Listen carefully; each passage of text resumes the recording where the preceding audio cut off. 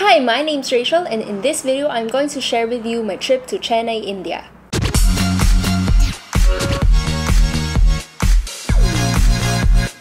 So I divided this video into 3 parts because it's so long. It's my first time in India. I went there for 2 weeks. The first week I went to a spiritual retreat, which I'll do a separate video later on. And the other week, we had a chance to go around Chennai. So I flew from Philippines to India via Air Asia. There was a stopover in Malaysia. So it was like around 12 hours in total and cost about 20,000 pesos flight.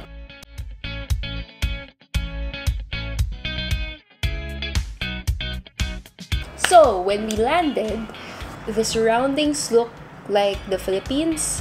There were parang medyo maalikabok, tapos mainit.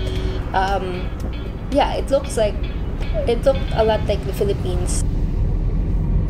Para tayong nasa atin. Kamukha lang ng CCP. It's not yet in the city, so there were random stores on the streets, like lots of mom and pop, parang Quiapo, lots of mom and pop shops, temples, water tanks, parang mga old structures, and then suddenly there are malls.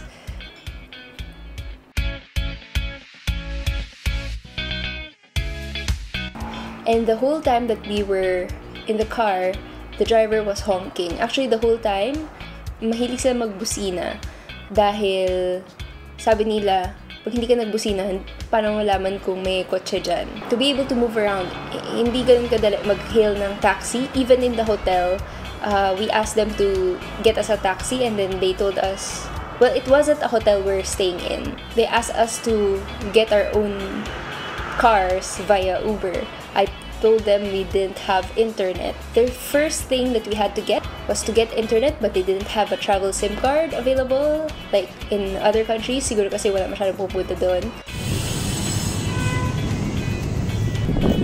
The 10th biggest mall in India. Or in the middle of a small street.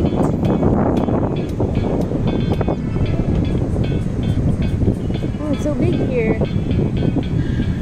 Their malls look like our malls, para siyang Greenbelt or Glorieta.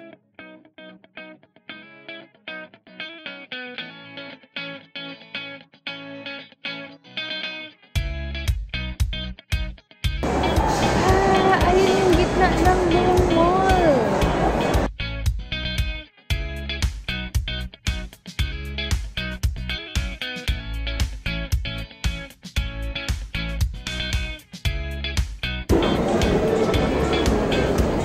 I think nandito yung Airtel. Charlotte, look! Popcorn! What do you recommend? You want sweet, salted or spicy, something famous? Best selling yummy cheese and creamy caramel. Yes, that one and yummy cheese. Yummy cheese! I just got myself some Indian passport photos for fun. To be able to get a normal SIM card like regular citizens, I had to have my passport picture, passport, fill out a physical application form. Pero sobrang sulit kasi parang mga 300 pesos lang siya or less. I think 300 rupees, which is equivalent to 3 times 8, 240 pesos. 240 pesos, mga ganyan. Tapos, you get 28 days internet and 1.4 gig per day. And the first thing I noticed was the food.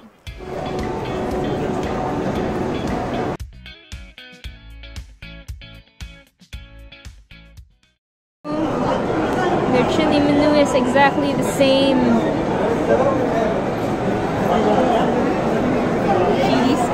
Chilies.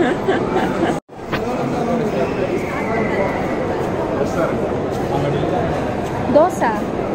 I just want to look at the dosa. Look, oh, the different kinds. Then they have basement for their department stores. They also have cheap food in the basement, but their food court was upstairs. And then they have like an entertainment floor, which we'll visit later on.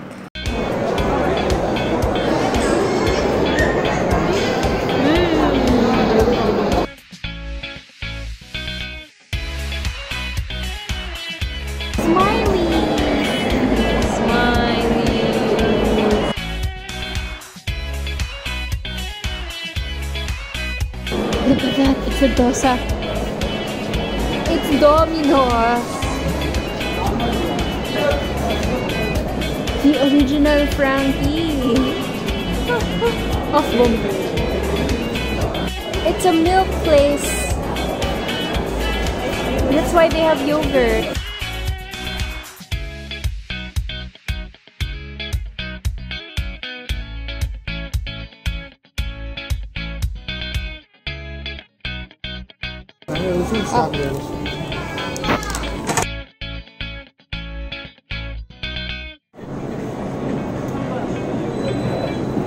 Alright. Let's go.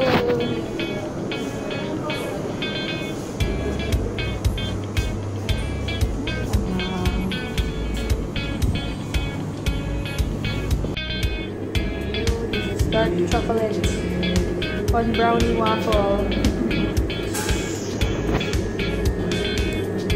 Yeah, they also have interesting shops around. They have shops that specializes on pants, like sell only pants, probably because their culture or their religion requires them to cover their skin down below. And of course, there are spices stores, which we didn't get a chance to understand. So we go to the 5th level, where all the fun happened. So this is a fun floor. Scary ticket house. It has a scary house. Oh, this would be funny. Oh, let's try. Tennis. 100. Sa atin, 500 pesos. Ah, it's a ride.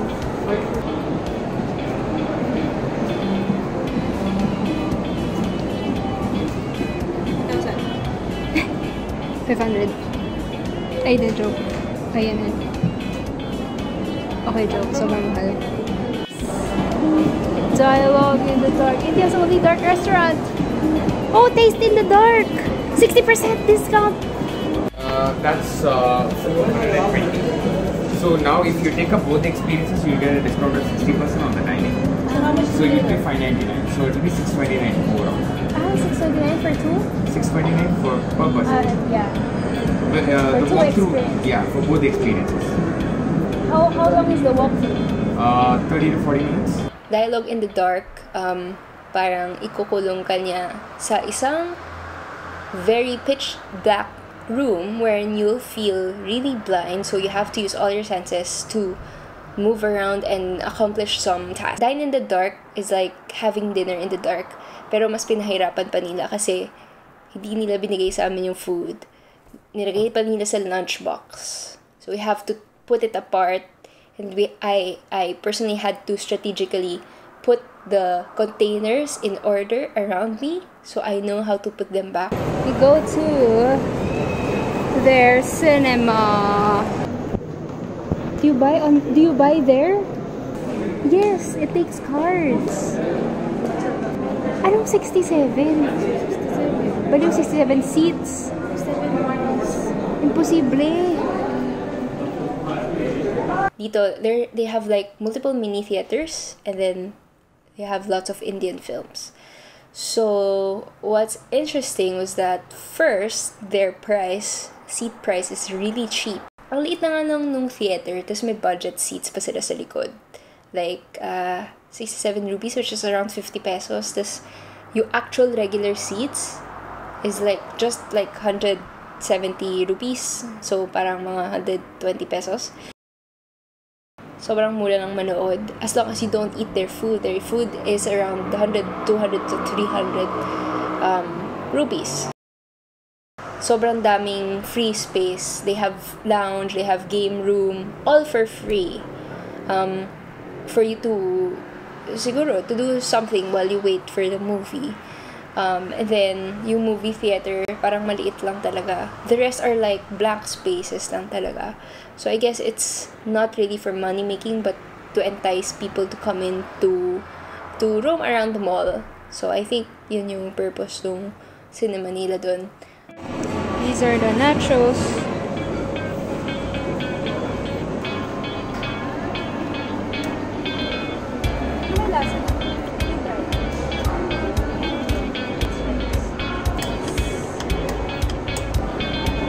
Now we're going to watch a movie without subtitles. It's longer than a normal Hollywood film. Some of them would last until 3 hours. They put like 4 to 5 music videos inside of their Bollywood films, kaya siya humahaba. They have a 10-minute intermission, and then their ads are only 2 kinds. So in our cinemas, I think I see real estate, but in their cinema, they advertise silk and jewelry. That's it. Charlotte, sobrang galing nito. Interesting.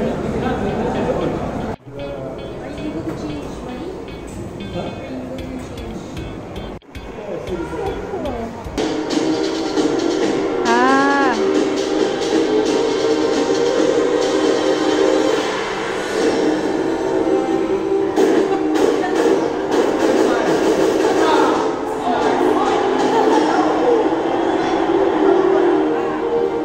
After 10 minutes, sobrang hilong-hilo ka na. I guess the technology is not yet super perfect. So that's for the first part of my video. Do check back next week for the second part of my video wherein we explore some gourmet food. And if you want to get notified for the second part, do subscribe. Thank you for watching and see you in the next video.